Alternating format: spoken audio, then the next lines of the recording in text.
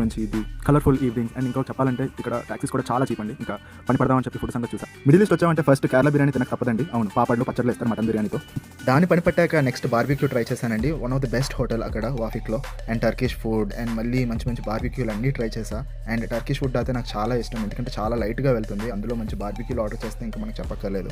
ఇవన్నీ అయ్యాక మనకు మసాలా దోశ తప్ప మనకంటూ సౌత్ ఇండియన్స్కి అది మారదు. అది ఎప్పుడు ట్రై చేస్తూనే ఉంటాం మనం.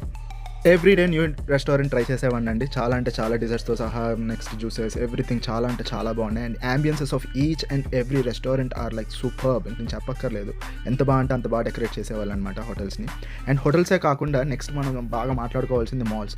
One of the best malls have been, ఎందుకంటే ఆ మాల్ లోపలంతా కూడా మనం బోట్లో తిరగచ్చండి, అంత బాగుందనమాట. This is about it. ఇప్పటికైతే నేను ఇన్ని ప్లేసెస్ చూసా ఈ 1 వీక్లో. ఇంకా మీకు చాలా చూపించాలని చెప్పేసి ఆశిస్తూ సెలవు తీసుకుంటూ మీ ప్రసాద్. Thank you.